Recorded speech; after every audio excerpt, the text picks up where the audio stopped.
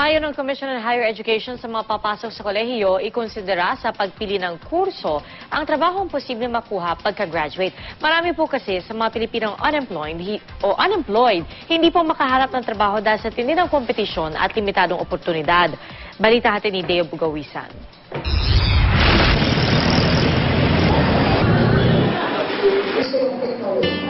Sa huling tala ng Department of Labor and Employment o DOLE, halos 3 milyong Pilipino pa rin ang tambay at walang mahanap na trabaho.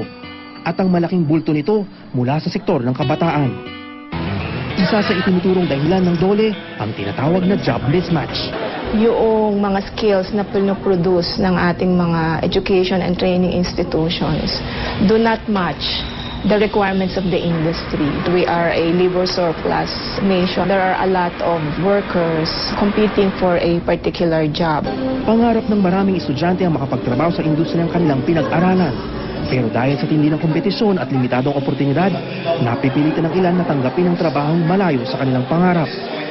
Sa kabila ng ipinagmamalaking paglago ng ekonomiya ng bansa, umakyat sa 8% ang unemployment rate o kawalan ng trabaho sa bansa noong Abril.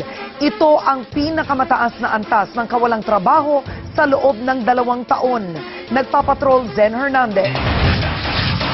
Noong 1 taon pa, graduate si Cristel Alfeche mula sa kursong nursing. Pero hindi pa rin siya makahanap ng trabaho bilang nurse. Ngayon, sinusubukan na rin niyang mag-apply sa mga call center at iba pang posisyon magkatrabaho lamang. Months to para mag-review, tapos yun, board exam. I thought yun lang ang pinakamahirap na parte. Ito pala yung paghahanap ng work. Isa si Cristel sa mga unemployed o walang trabaho na base sa pinakahuling datos ng National Statistics Office ay umakyat pa sa 8% nitong Abril, ang pinakamataas sa loob ng 2 taon. Mula sa 2.8 million na bilang ng mga walang trabaho noong Enero, umakyat pa ito sa 3.1 million nitong Abril. Ito'y sa kabila ng ipinagmamalaki ng Administrasyong Arroyo na paglago ng ekonomiya mula Enero hanggang Marso. Paliwanag ni Professor Leonor Briones ng UP National College of Public Administration and Governance, hindi lahat ng paglago sa ekonomiya ay mapapakinabangan ng mga tao. Mayroon tinatawag natin na jobless growth. Lumalago ang ekonomiya pero walang increase sa level ng employment. Yung nagpaglaki ng overseas remittances, again, wala din yung pakialam para sa atin. Kasi yung pera na yun na pinapadala goes primarily into consumption, not necessarily to job creation. Umaasa si Briones na tututukan ng papasok na Administrasyong Aquino ang agrikultura dahil dito pinakamarami ang walang trabaho at mahirap. Kung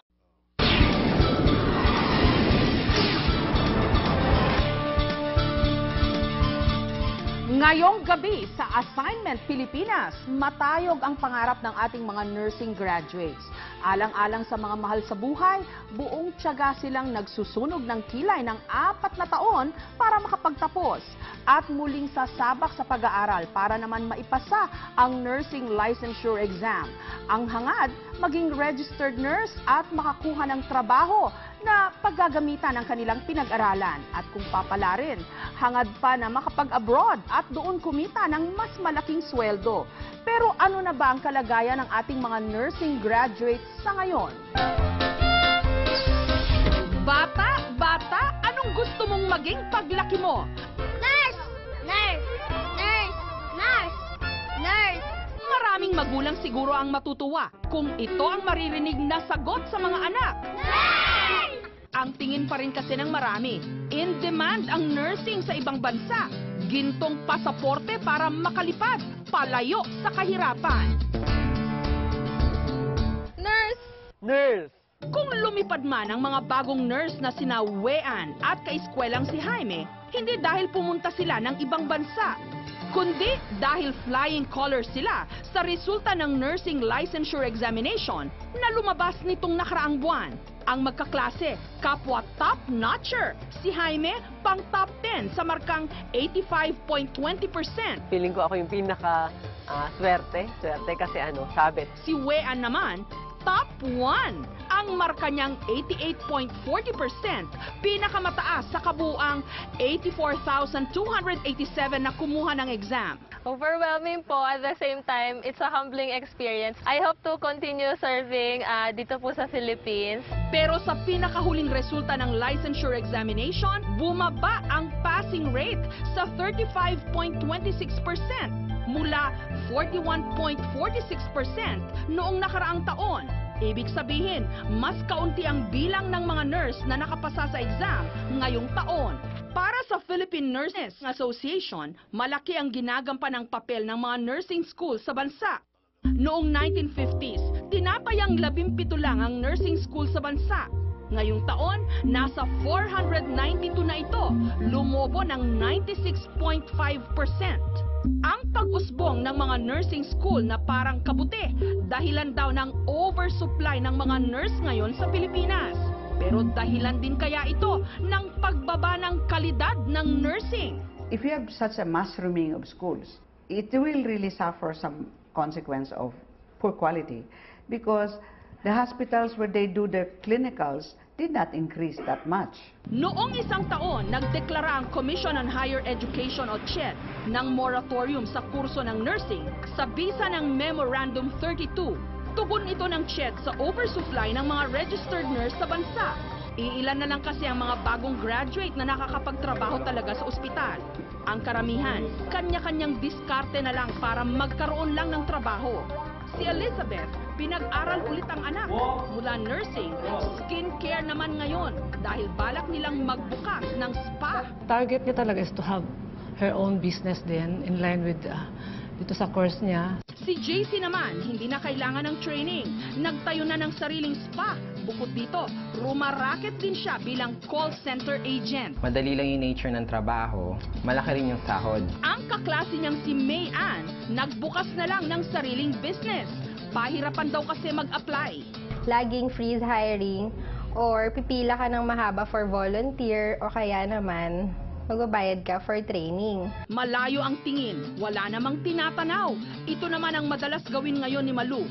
Registered nurse si Malu at nagsunog ng kilay sa training pero wala rin siyang makuhang trabaho. Hindi naman daw siya nagkukulang sa paghahanap ng trabaho. Yun nga lang, puro volunteer work ang opening. Kadalasan, kailangan pang magbayad. Pag nagsimula ka naman talaga ng work, training talaga yun eh. Pero dapat merong salary. Gintong pasaporte pa rin kaya ang nursing para makapag-abroad. Dahil kailangan ng 2 taong karanasan bago matanggap sa ibang bansa. Ang lisensya ng isang registered nurse, tila oportunidad lang para mapabilang sa pagkahaba-habang pilang wala namang kasiguruhan ng patutunguhan. If they are taking up nursing only because they want to go abroad, then I would suggest they choose another program, not nursing. Because in nursing, you need to have the heart. Dahil buhay ang ipinagkakatiwala sa isang nurse, matinding pagsasanay ang kailangan. Pero kung hindi sigurado ang naghihintay na nilaga matapos ang tiyaga sa nursing, gugustuhin mo pa rin ba ito? Bata, anong gusto mong maging paglaki mo?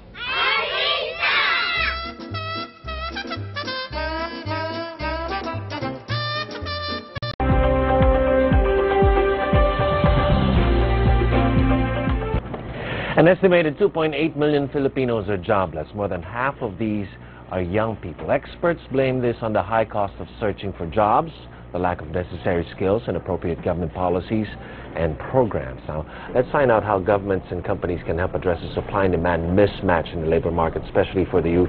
Joining us here in Mornings is Lawrence Jeff Johnson. He's the country director for the International Labor Organization. Good afternoon, Mr. Johnson. Thank you very much for joining us. Good morning. Thank you for having us. Okay, you recently had a forum 2 weeks ago about the situation here in the country.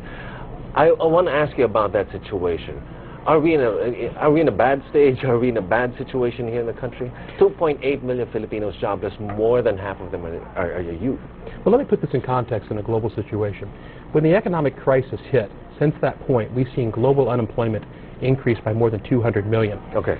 In terms of comparative to other countries, I think the Philippines has weathered the storm relatively well. But what you're pointing at is the problem of unemployment here. And again, what is concerning is where we see about 2.8 million people unemployed. As you highlighted, half of those are young people. So what we call right now is a situation of skills mismatch. Right. You know, a while back we had a effort to train a lot of nurses that would go abroad. The economic crisis hit, and the demand for nurses all but collapsed. But here in the Philippines, we know from a 2007 survey, there is a demand for medical transcriptionists. So if you take a nurse who's learned about physiology, medicines, etc., could she, with a little more training, go in to work as a medical transcriptionist and stay here in the Philippines? That's a possibility. Likewise, the vulnerable workers that we just mentioned, these low-skilled, low-educated individuals, we also know that there's a high demand for those relating to tourist industries like hotels, restaurants, etc. With more training, we could lift those individuals into these jobs that would be more productive, would help the economy grow, but often better remunerated, better salaries, better working conditions than what they're in now. So we need to work on both of these tracks to do two things: and reduce poverty and improve economic growth here in the Philippines, so that migration, as the President states, is an option, not a necessity. But there's still a lack of job opportunities here in the country. With a number of people, like we're saying 2.8 million people unemployed here in the country, the government won't be able to provide them with all of those jobs. We need to ensure that we, A, train our young people how to think, but we also need to start training them basically where those opportunities are in terms of jobs here in the Philippines. Because we have a great advantage. Here in the Philippines first. I would say yes, that's what we really want to do, because we get what's called a multiplier effect. Again, if you take these medical workers that often go abroad to find jobs, and they do that because they're rational, because they're often better paid, and it's better for the family. But if we can only imagine, if we could create an environment here in the Philippines where you have medical tourism like you have in other countries, and we were to remunerate these people in a competitive way, we could create jobs for them and other people within the community. This is the multiplier effect. Because when you stay here in the Philippines and you work, you actually create more jobs because your demand for goods and services. And this is vital. So I do agree that there's an opportunity here. But like all opportunities, we have to really think it through and plan. And we have to basically set the environment. Because we also know that governments themselves don't create jobs. Businesses create jobs. The government's job is to basically foster that environment. And with this administration I've been working with for the last couple of years, I feel that they are trying to create that foundation. The ILO is in a unique position, like other UN agencies. We work with governments, workers, and employers. They're on our conference and on our governing bodies. So we represent all three. And in order to set an environment to bring these parties together, to create economic growth based on the country's greatest asset, which is its labor, its people. Not just achieving growth at whatever cost, but we achieve sustainable, inclusive growth by investing in our young people and our population so they can produce the goods and services that are in demand here in the Philippines and abroad. Being active participants in government, and that's what we're asking young people to do. Make your voices known in a constructive way. You can have a positive influence on how we grow this economy here in the Philippines.